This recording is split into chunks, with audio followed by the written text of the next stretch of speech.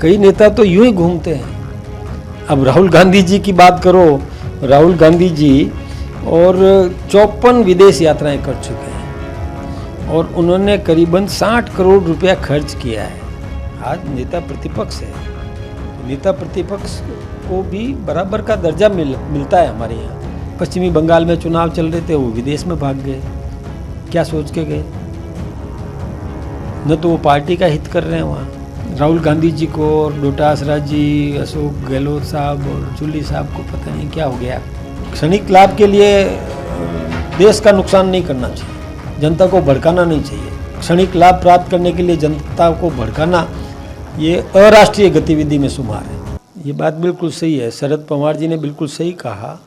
एक वरिष्ठ राजनेता है और वो समझ रखते हैं कि वर्तमान परिस्थितियों में किस प्रकार से दुनिया में अपना समर्थन बढ़ाना चाहिए और जो देश लड़ रहे हैं उन पर दबाव बनाना चाहिए। तो इसके लिए मोदी जी ने सही काम किया, विदेश में जाकर के और इस प्रकार का एक प्रेशर में तैयार करवा रहे हैं। बहुत अच्छी बात है, उसको शरद पवार जी ने महसूस किया। कई नेता तो यूं ही घूमते हैं। अब राहुल गांधी जी की बात करो, राहुल गांधी जी और 54 विदेश यात्राएं कर चुके हैं और उन्होंने करीबन 60 करोड़ रुपया खर्च किया है। यूरोप और यूएस और एशिया की कई यात्राएं उन्होंने करी है, जिनका कोई लाभ इस देश को नहीं हुआ।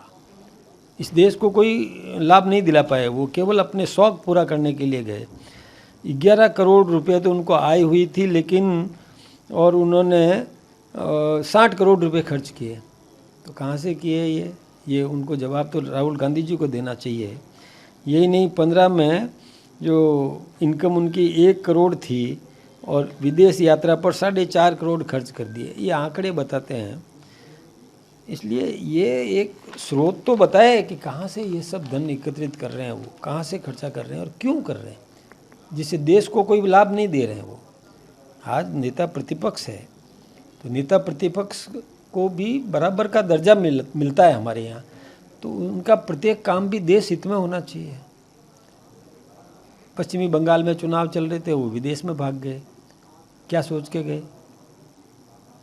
न तो वो पार्टी का हित कर रहे हैं वहाँ, एक भी सीट नहीं निकाल पाए वहाँ। तमिलनाडु में चुनाव चल रहे थे, विदेश में भाग गए, केवल शौक पूरा करने के लिए। न पार्टी का हित कर रहे हैं वो, न देश का हित कर रहे हैं। और हमारे नेता जन समर्थन जुटाना, अन्य देशों का समर्थन जुटाना और जो देश लड़ रहे हैं उन पर दबाव बनाना कि अब मत लड़ो, इससे दोनों का ही भी नुकसान है और दुनिया का भी नुकसान है। क्योंकि जहाँ से डीजल, पेट्रोल, गैस, इसकी आवक ज़्यादातर गल्फ़ कंट्रीज से है और वो जब आपस में लड़ेंगे, एक दूसरे के सोर्सेज को ध्वस्त करेंगे। इतने ध्वस्त कर दिए उन्होंने, इनके एयर बेसेस ध्वस्त कर दिए।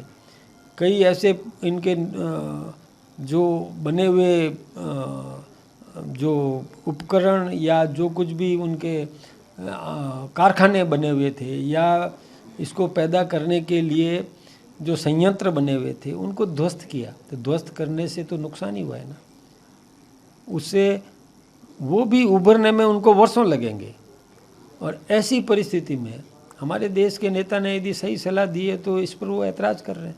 हमारे देश के नेता ने उनको सही सलाह दी कि लड़ो मत, विकास करो, समृद्धि करो, जो नुकसान आपका हुआ है वो अपने वापस सुधारात्मक दिशा में काम करो, ये सलाह दी, इस पर दबाव बनाया।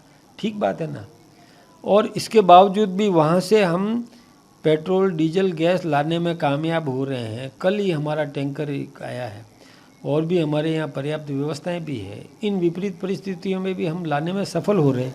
ये हमारी कूटनीतिक सफलता है, जिसके लिए शरद पवार जी ने प्रशंसा भी की। आनंद शर्मा जो कांग्रेस के नेता, उन्होंने भी प्रशंसा की। शशि थरूर कांग्रेस के नेता, उन्होंने भी प्रशंसा की।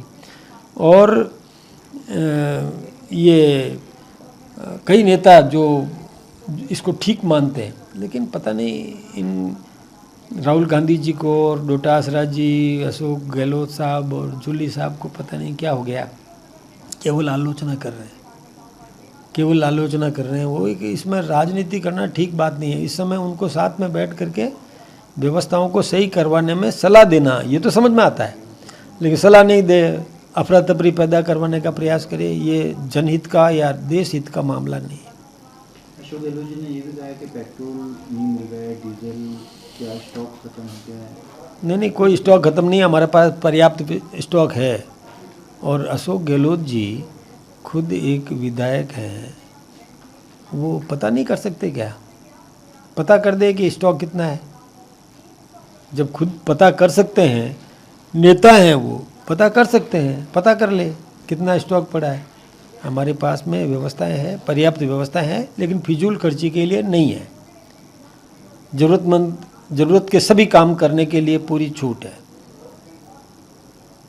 सर, आपको नहीं लगता कि विदेश नीति में कांग्रेस के अंदर ही दो फाड़े हैं? कुछ नेता सरकार के पक्ष में बोलते हैं, विदेश नीति को बोलते हैं, कई नेता अलग हटके बोलते हैं, देश विरोधी बयान देते हैं कई बार। आपने बिल्कुल सही बात कही है। कांग्रेस के जो गरिमा वाले नेता हैं वो सही बात समझ रहे हैं, लेकिन जो आंशिक लाभ लेना, तात्कालिक लाभ लेने का प्रयास करते हैं, वो नेता कुटिलतापूर्वक बयान दे रहे हैं, हल्के स्तर के बयान दे रहे हैं।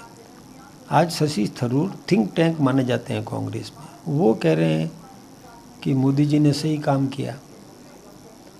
आज शरद पवार जैसा नेता भी कहता है कि मोदी जी ने सही काम किया। मनीष तिवारी जैसा नेता ही कहता है मोदी जी ने सही काम किया। आनंद शर्मा जैसा नेता कहता है, तो बाकी उनके छोटे नेताओं को समझना चाहिए, समझ लेना चाहिए। उनके पास जाके सीख तो ले ले कि आपने किस आधार पे सही बोला, वो समझा देंगे उनको। क्षणिक लाभ के लिए देश का नुकसान नहीं करना चाहिए, जनता को भड़काना नहीं चाहिए। क्षणिक लाभ प्राप्त करने के लिए जनता को भड़काना, ये अराष्ट्रीय गतिविधि में शुमार है। देश दुनिया की ताज़ा खबरें और वीडियोस के लिए अभी डाउनलोड करें पत्रिका ऐप।